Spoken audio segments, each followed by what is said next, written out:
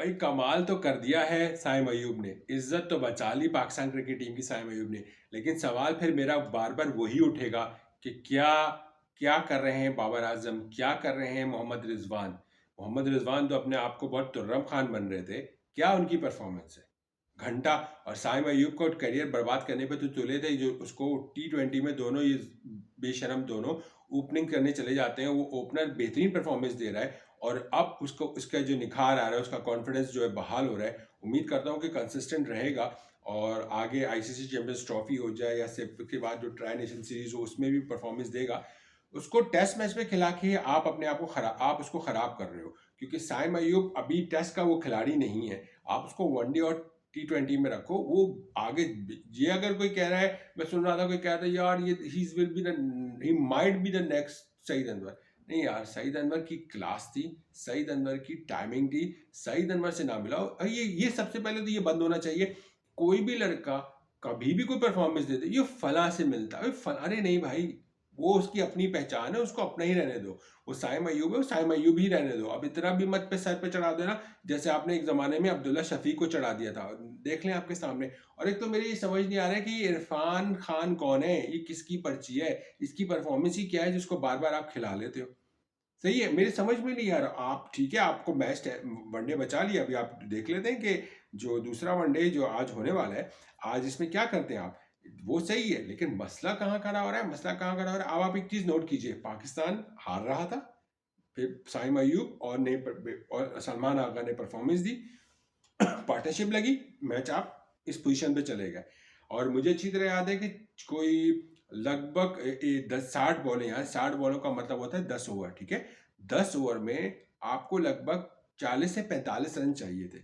Saim Ayub out हुआ, panic button दब गया आपका, और आप उस 10 ओवर को लास्ट के सेकेंड लास्ट ओवर तक मेरे ख्याल से आप ले गए मैच को।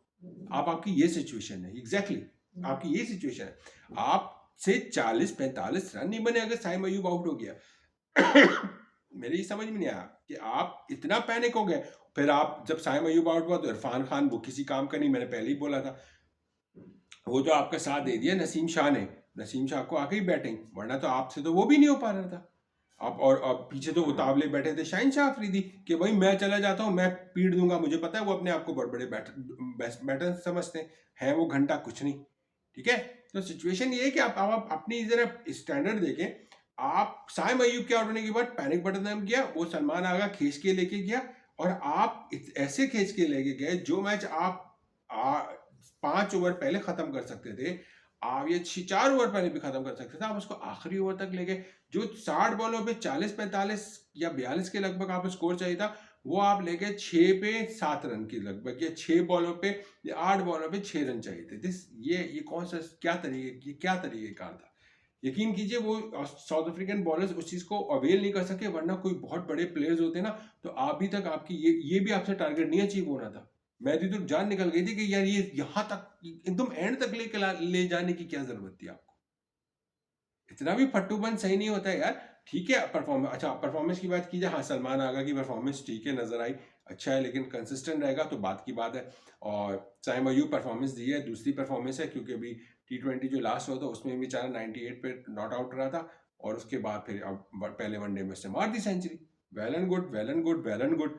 लेकिन कप्तानी की बात की जाए तो यार पैथेटिक कप्तानी कर रहा है मोहम्मद रिजवान, और आपको नजर भी आ रहा है। और अगर आप अभी भी कहेंगे कि नहीं नहीं आंख बंद करके, बहुत सारे हैं ऐसे फैंस बनते हैं जो आंखों पे पट्टियां लगा लेते हैं और कहते हैं कि नहीं नहीं रिजवान बहुत अच्छा कर रहा है, या ये कह देना कि अगर रिजवान नहीं तो कौन। तो भाई साहब ये भी बात सही नहीं होती, क्रिकेट है, कोई भी कप्तान बन सकता है, रिजवान इज नॉट बेटर। और अगर ये क्रिकेट बोर्ड समझ रहा है कि वो सलमान आगा को डेवलप करके एक अच्छा कप्तान बनाने की कोशिश कर रहा है, तो इससे बड़ा ब्लंडर भी कोई नहीं होने वाला है, क्योंकि फ्यूचर प्लानिंग भी पाकिस्तान क्रिकेट टीम अकेली ही कर रही है।